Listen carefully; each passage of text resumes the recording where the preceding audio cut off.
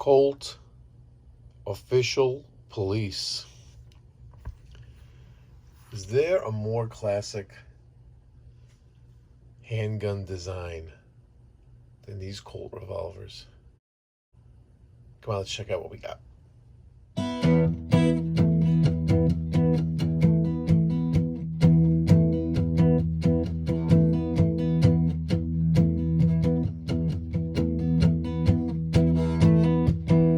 Milsurp Garage, Colt Official Police, medium frame, double action, 6-shot revolver, chambered for 38 special. This originally released in, let's see, what was it, about 1908 as the Army Special. We have a video on this guy. You could see the frames are they're the same. What happened was around 1927, I think it was 27, Colt decided that since they're being bought up by police agencies, they're going to just change the name. So it was an interesting thing that instead of the gun dictating what its use was, its use dictated what the gun was called.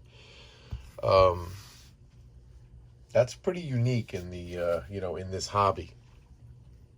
Usually kind of like what they were designed for and what they were made for is what they were utilized by.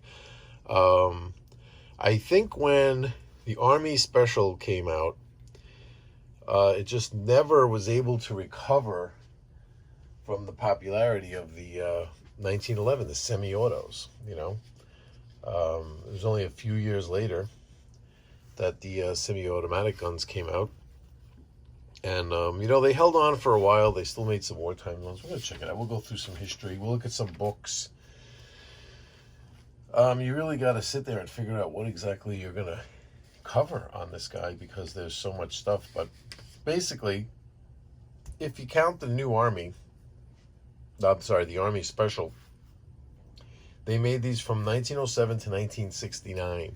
In 1969, this design changed because of the Mark III revolvers. They changed to that Mark III design.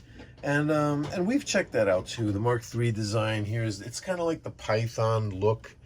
Here's that Mark III design. This is the my Trooper Mark III, the 22 caliber. But this was the design they changed to. What was it? The J frame. So, but you'd know it just by it looks like the Python, But this design hung in there for quite a while. And we're going to compare it to the Smith Wesson, which, come on, how do you not compare it? Look at the two. These are like, they're brothers, but, brothers from another mother. They're both awesome. I would not put one ahead of the other on these. There are some that say the double action trigger pulls better on the Smith & Wesson and the lockup is better. Some say that the Colt is just a stronger design. I don't know. They're both pretty awesome. It all depends, like little things. Do you want to pull the latch to release the cylinder, or do you want to push the latch to release the cylinder? Things like that. Some are going to feel that it's better one way or the other, They probably, both of these designs have their pros and their cons when you really pour into it. But it's amazing how similar they are, yet the differences, they don't always jump right out in your face. But we're going to take a look. Let's just cover some more nomenclature. Let's just really dig into, the ins and outs of this guy. First of all, they made 4-inch, 5-inch, 6-inch barrels. Calibers that these were chambered in: 22 long rifle, 32-20, 38 special, which this is in, 38-200, 41 long Colt. My advice would be, if you're gonna get one of these, just get one in 38 special. You could buy the ammo, you could enjoy it. I mean, good luck finding 38 200. You could shoot 32 20 41 long Colt. I mean, if you're just looking for one of each caliber to, you know, as for collect them all, fine. But like, you want to shoot it, just make sure you get it in 38 special. Don't even, you know, you could get just enamored with one that's in beautiful shape, but if you can't shoot it, you know. So the turn of the 20th century, 32 caliber was the big 32 caliber revolvers were big. Believe it or not, it was Smith Wesson that introduced this 38 special round, and it was very powerful for its time, and it just took over. And I think it was even Smith and Wesson with the hand ejector models that even first came up with this modern design, where it was called a hand ejector because you actually had to press to eject the rounds, whereas revolvers before that, I think they were like top break, and when you broke them open, it would automatically kick the shells out. So that's why these were called hand ejectors from Smith and Wesson. And that was like just at the end of the 1800s into the 1900s. And I think, I'm not even 100% sure of this. I could be getting like just completely destroyed here online that I'm wrong. But just from the books I'm reading, they might have had this designed first, this more modern design like this, you know, where you still had to press the ejector rod to open the cylinder. You know, it didn't have this regular Smith and Wesson catch here yet, you know, the opening button. But this modern design where it swung out to the left, that was, I think Smith and Wesson started it. But Colt did dominate with revolvers like this all the way through into right around when this came out. This is a 63. Right around in 63 is where Smith & Wesson started to overtake them, you know, and they only made this guy until 69, you know. So Smith & Wesson, I think the Smith & Wesson revolvers are definitely more dominant in the market now, and that might have been the turning point, you know, like right there. But these, back in the day, in the 30s, these things were like every single police agency, and we're talking about like the big ones, New York City, Los Angeles, Chicago, you know, the FBI was using this thing, the Treasury Department, Postal Inspection Service. These things were going to South America. These things were going to Britain, heavy usage, World War II. Like, just looking through here, there's like just a whole entire side of a page covered with what these things were used for. These things were machined out of carbon steel, blued or nickel-plated finishes. They were built on Colt's E-frame.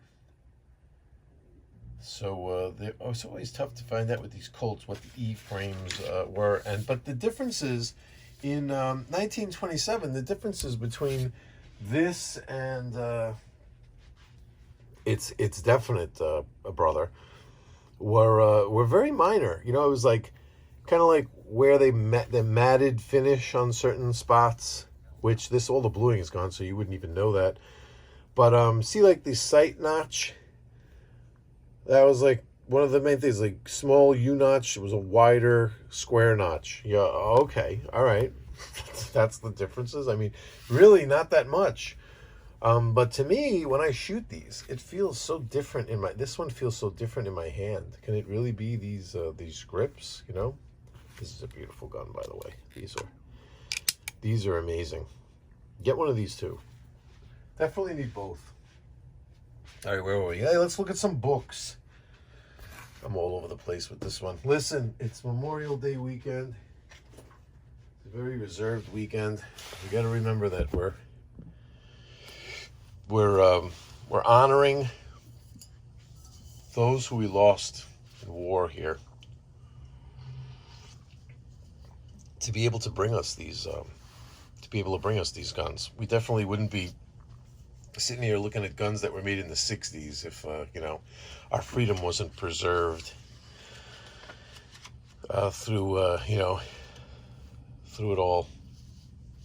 So here it is. This is the Colt, the Book of Colt Firearms by R.L. Wilson. Very thankful for this book because it is awesome. So here's the official police.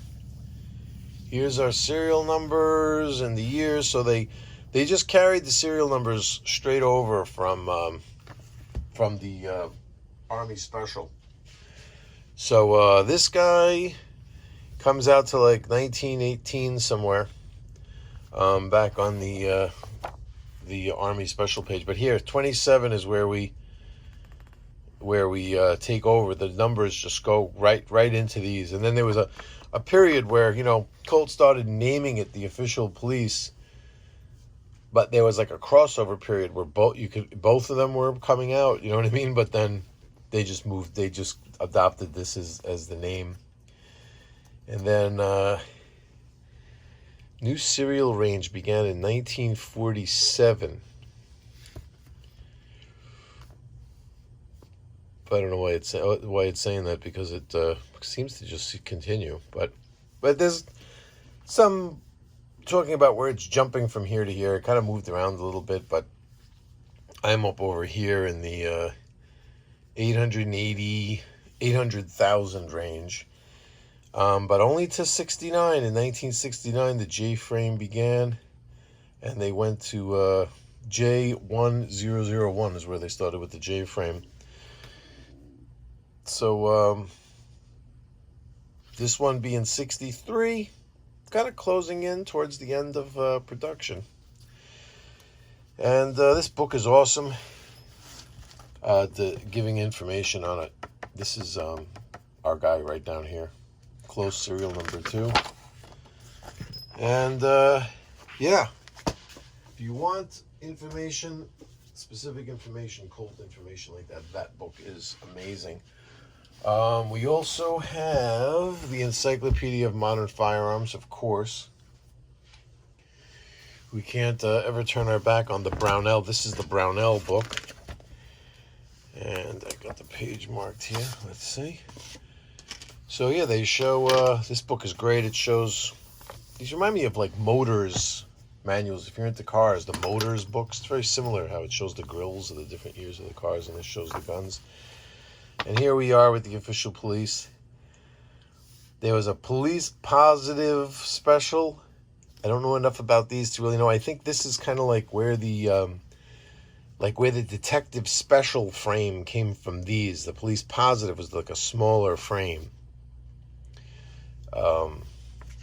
But interesting how in the Brownell's book they give you like they talk about like the different oh wait, no, that wasn't in the Brownell's. That was not that the Brownell's book is awesome, but hold that thought. I'm going to get to that later when I'm talking about what the Brownell's book has.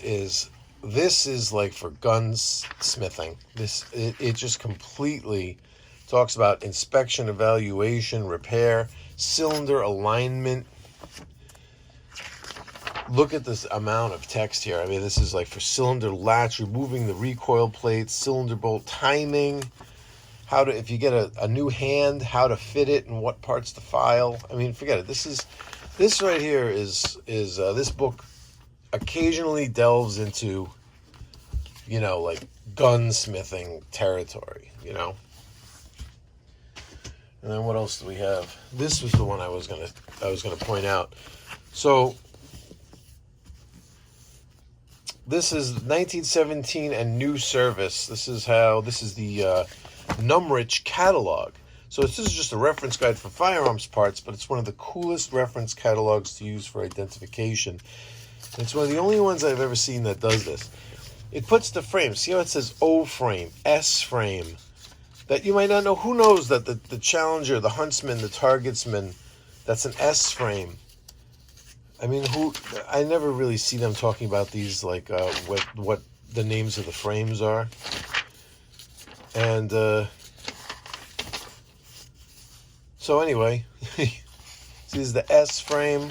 Did I say O frame before? What was it again? Because like the Huntsman moved from 2 different models. Yes, so there's an O-frame one.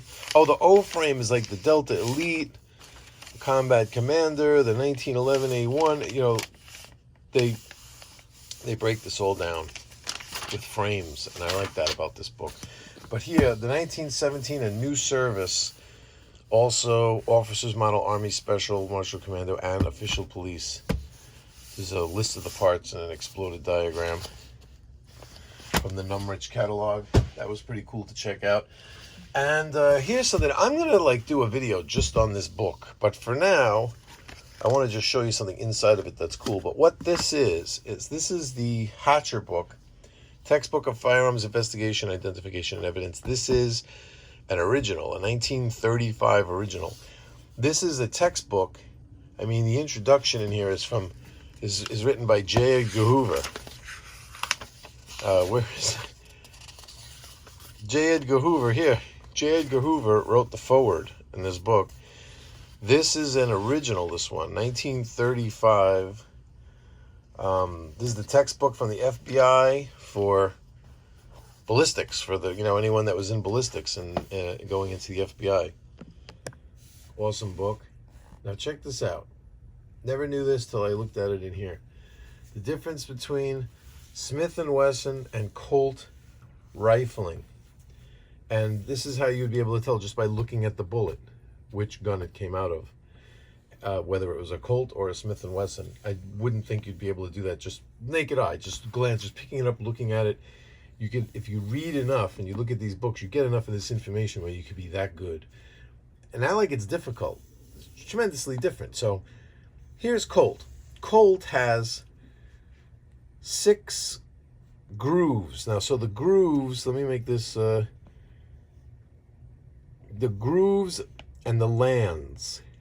So the lands are the upraised portion of the rifling, which is the actual size of the barrel that the barrel was drilled. The grooves are when the rifling is imparted into the barrel, they score the grooves in, which are the indented parts.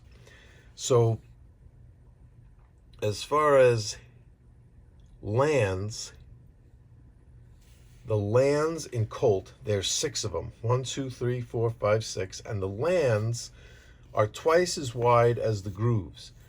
Now, because there's 6, it's like, is the word concentric? It's concentric where you would have a groove directly across from another groove and a land directly across from another land. Smith & Wesson, on the other hand, different. Smith & Wesson only has 5 lands. So if there's only 5, it's going to be it's going to be that every groove is directly opposite a land. Every land is directly. So you see what I'm saying? You see how if you would look at a bullet and directly opposite a score would be an upraised portion, and then an indented portion directly across from each other, you would know that that would, not necessarily, I mean, there might be other guns it could have come from, but let's just say it's a 38, and you're pretty sure if it was a 38 that it came from a revolver. I mean, you'd obviously have to know every revolver to know, but just, let's say the choice was, did he have a Smith & Wesson? It's 2 cops on the scene. One has a Colt, one has a Smith & Wesson. There's a shooting. You could just pull a bullet out of the perp and look at it and just know immediately which cop shot that round just by that. This is pretty cool. I didn't know it. Now I'm looking in the barrel of my Colt and of my Smith & Wesson being like, what, is that true? Absolutely true.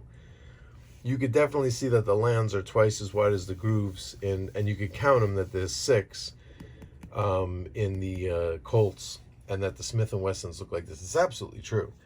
And it's the things like that in this book that are amazing. And it's full of a ton of stuff as far as markings and ballistics and all kinds of stuff. I'm telling you, I'm going to do a video just on this book.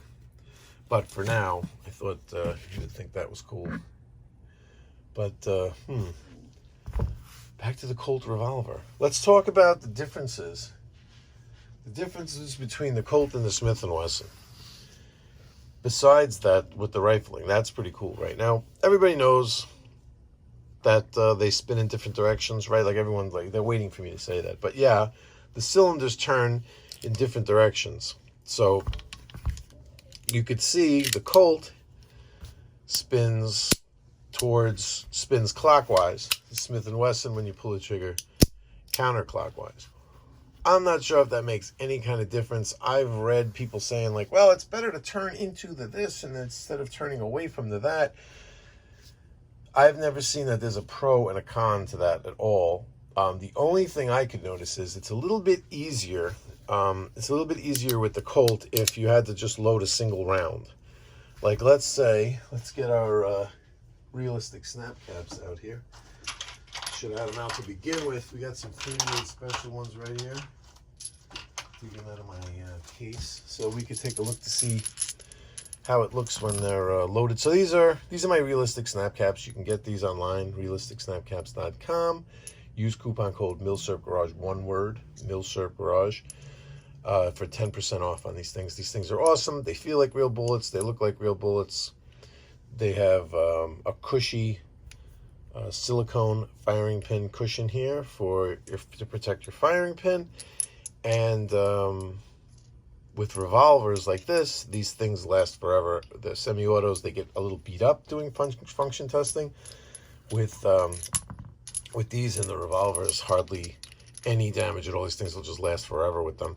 But it's really cool to, just to check to make sure you got everything nice and clean. And these, like, I like when they drop in like this. If the gun's not clean, you don't get that like perfect drop. I like that. And you could take a look to see if you have any kind of binding going on. You don't even have to do. You could now just fully pull the trigger on these things just to test, make sure you don't have any binding. And you could even look to see where they're getting hit. See, like I didn't pull the trigger on these just now, but on these, so it'll rebound. It takes a little while and it comes back, but you could just make sure that you get a nice solid firing pin hit. And what was I going to do? Oh, the cool thing is, like, if you just have one round that you're going to load, it's easier to line up the Colt because it's like right in your face, right on. If you're a righty, I'm saying, you're holding the gun with this hand, and you could just drop it down and line it up just like that. Whereas it's not that big of a difference, but on the Smith & Wesson, it's a little different when you load it in. Now you have to, when you close it, you have to be on the other side. So it's kind of like you're turning around to the other side to make sure you're getting it right in there. Where when everything's just done on this side, it's nice and it would be nice and easy to just line it up right like that, but it's going to turn in the wrong direction. So that's the only thing that might make it easier with Colt, is that it's kind of like going in a more intuitive direction for how you're loading it, like that you're loading it right here. You'd want to see it right here. But not like that makes a tremendous amount of difference. But there's some differences also in the lockup that are kind of interesting. If you notice with the Colt, it just has an ejector rod here that literally connects to nothing. And when I pull the release back, you don't see like the rods moving at all or whatever. It's just one simple, it's an upraised disc right here that fits into the center of this circle right there. That's the only thing holding it in place. There's no other locking up mechanism, anything up here, nothing. This is all just free floating. The only place it locks is right there. You might think that it's stronger on the Smith & Wesson only because on the Smith & Wesson we have this lug here. This is the Model 10, by the way. I don't know these revolvers enough to know there are definitely Smith & Wessons that do not have this lug here. It was definitely added at a certain point, way early in its heritage. But there might be Colts that have similar things that are stronger, but just basically, these were the two revolvers available to the police, just like this, just the way they sit. So that's why I'm going like this. I know there might be some other Colt model that has this or has that. I understand. But just comparing these two right here, the Smith & Wesson is a bit different in that when you close the cylinder here, you have this button right here. This button pushes through that hole. And when it pushes through that hole, it pushes this back. Right?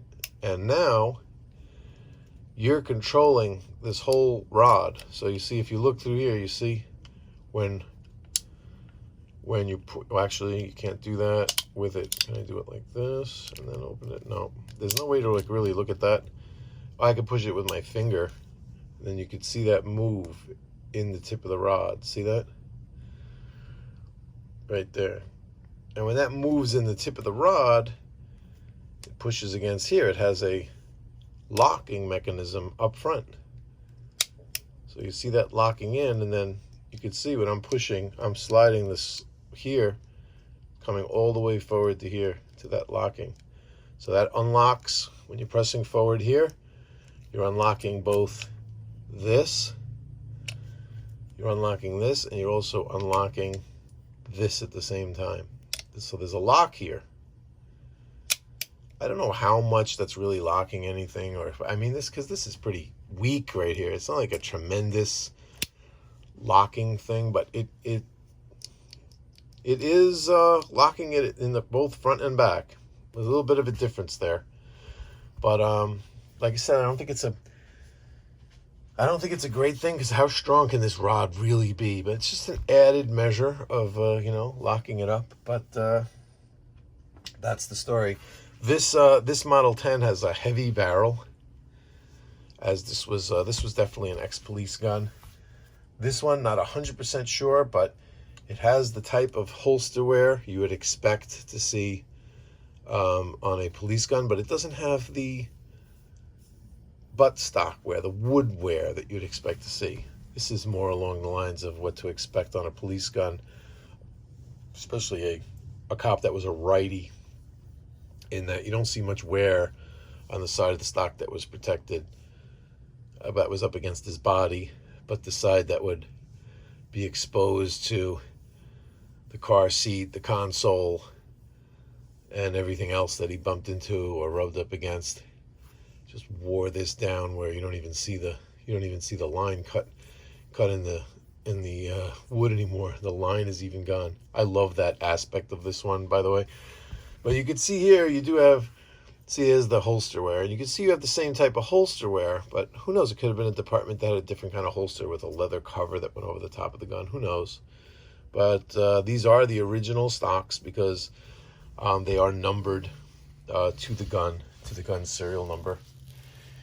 And one other thing that I notice when shooting this thing is that when you're going single action, right? So say, here you go, let's put the snap caps in, so we could, I'll do it like real deal. We'll pull the trigger and everything, and I'll show you exactly like what I'm talking about when I'm shooting. Not much Colt history, huh? People are going to be a little pissed off. This one's a little crazy.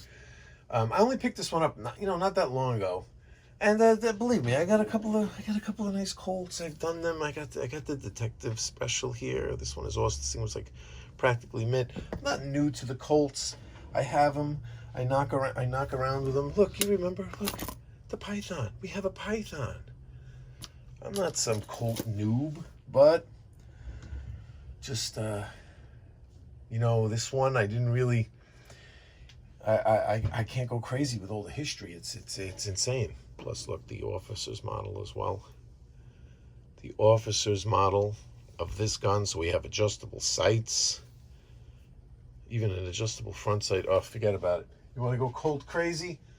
Come on over. We'll go Colt crazy. We'll spend an entire night at the range Colt only. Where were we? What was I talking about? Oh, yeah. So when you're going, let me back up just a touch. So when you're going single action, right? So you're going bang. Now, you're going to be releasing the trigger at the same time you're pulling the hammer back for the next shot. Boom. You're going to be kind of, boom. This is what you're going to be doing.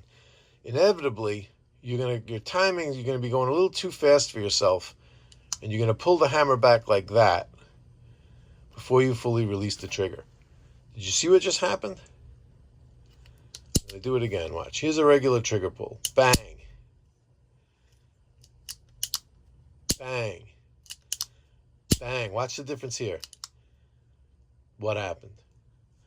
The cylinder didn't rotate.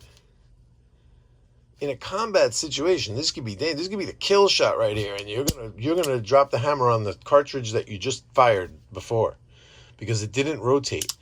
You have to make sure there's a certain point. Listen carefully. Listen here.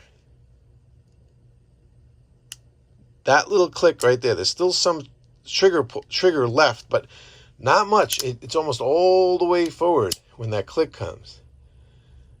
Anywhere in here, you pull the hammer back, you're not rotating. See? It has to come all the way back to there. Now it's going to rotate. Matter of fact, when it clicks the first time, you can't pull the hammer back. So you even have to wait for that second click. Okay? Before the first click, it'll come back, but it won't turn the cylinder. After the first click, but before the second, is the first click. It ain't going in. I'm pulling back as hard. It's not going. It's not going. It'll let go again and pull again. These are the little idiosyncrasies with the Colt as far as single action goes. Now let's unload. Let's unload the realistic snap cap dummy test rounds. Get them in the Smith & Wesson. I'm going to show you the difference. There's a little bit of a difference here with the Smith & Wesson. And some might say that it's a little bit better. It's a little bit better. So now, the Smith & Wesson, same thing, bang. We have to let go before we pull back again. Bang, bang. Now, the difference here is, look how far the trigger moves. There's our click. Same thing. It ain't going back. Same thing, right? But it's less. I could tell that it's traveling forward less to be able to pick up. But you could do the same thing. So you could do the same thing here and pull it back. But look at how it only moves a little bit forward, and watch. See? It's turning the cylinder. There it didn't. But there it did. Whereas the Colt, you have to return all the way forward before you can cock it to turn the cylinder. The Smith & Wesson, much less. But it will, it didn't do it there, but it still will get hung up. But it will let you know. It's letting me know, even all the way up here, look, I can't pull it back. It's letting me know you're not going to be chambering the next round here. It's letting me know. It's a little bit less chance of you doing that with the Smith & Wesson.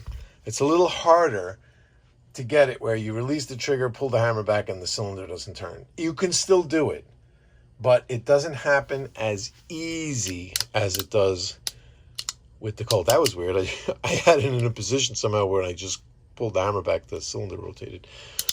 But this is how the timing and all those things are all very important. But it is a slight difference between these two. And you know what? We're over half an hour. And it's good because I don't really have much more information, which is a good thing. You know, I had some more stuff here. I had a whole thing here from Wikipedia on the 38 Special. I'm not going to bore you with it, but it's really, really cool. And my suggestion is go to Wikipedia and just read it. It's awesome history on the 38 Special round and on weird stuff. I didn't know that there was a gun that was very dangerous that would accept the 38 and the 357. Even though it was a gun not made for the 357, that was only made for the 38. There's one gun, it's in here somewhere, some older gun that took the 38 long Colt, and a 357 will fit in there because of that. And so it's just interesting reading. Just pay attention to that. If you have these older 38 special guns, you'll be interested with the Wikipedia 38 Special page. Has a lot of information. And Yeah, that's it. I'm doing a YouTube video where I'm directing you to Wikipedia. You're absolutely right. That's what I'm doing. This gun is awesome. So here's my, I'll put my shooting footage up if I haven't already. I know I might have showed some. Here I'll show some more. It's fun to shoot. It's these days, it's not crazy expensive to shoot. 38 Special has come down. I definitely notice a little bit more snap in my wrist when it's 158 grain as opposed to 130 grain. And my opinion, I would steer clear of plus P in this gun. I don't know why I'm saying that. I don't have anything to substantiate that decision or back that up, but I'm just gonna say that 38 Special feels punchy enough for a gun like this. It really does. I would move into like 38. I would go with the plus Ps, dealing with guns that are a little bit more robust. You know, ones that didn't, originate in like in 1907. The design hasn't even changed since 1907. I would just stick with straight up 38. The plus P I would save for my beefier 350-70 kind of guns. You know what I mean? Like here, this is a good candidate for plus P. I mean, look at the difference in the size. Like, it's like, you know what I mean? This is the Trooper, of course. The Highway Patrolman. But yeah, look at the beef there. Yeah, that's where I would go with plus P. The 357 guns. This guy with that one lockup and it's a little thinner. That's all I'm saying. I would just stick with the. Just the modern ammo. Nice. Don't use your friend's reloads either. It's real easy to. Be real easy to detonate one of these things with too much pressure. I would think so. I would just go with the normal 38. And that's that, ladies and gentlemen. We have come to the end. Once again, I just want to put it out there that I'm recording this on the Sunday before Memorial Day. Memorial Day is tomorrow. I am going to be visiting a memorial. There's a World War I memorial in a couple of towns over. I'm going to go visit that. And what's really cool is I have a pretty unique last name, and my name is on the memorial. There's a guy that has the same last name as me. I wonder if I'm related. That's a World War I memorial, and there is a World War II memorial and a Vietnam memorial not too far away from each other in the next town over. And there is a Korean War memorial in front of a library in my town. I am going to visit all of those and sit for a while tomorrow. Have a nice relaxing day off. And that's what I'm going to do. And I suggest you guys, no matter what you're doing, you're out there, you're barbecuing, you're out on your boats, you're playing around, just take a moment to remember that our freedom came at a huge cost. And these days, it seems like that's a lot of people are forgetting about that. And the people that are protecting their freedoms, I'm sure they're aware. But some of the people that are throwing it around a little bit, they need to sit and think about that for a while. You know what I mean? The cost of that freedom. And I say that every year. And thanks for all the new subscribers and the support on this channel. It's pretty cool. It's up and down. It goes week to week. But I'm always appreciative when I see that subscriber number rising. I'm glad that you're into the same thing that I'm into. And tonight, I think I'm going to take a ride to the range. We got the 24-hour range, so I love it. And tonight, I think I'm going to take a ride to the range and really sit and enjoy myself and have a nice, relaxing night. And you all take care. Like, comment, subscribe. I got to eat something, obviously. See you all later.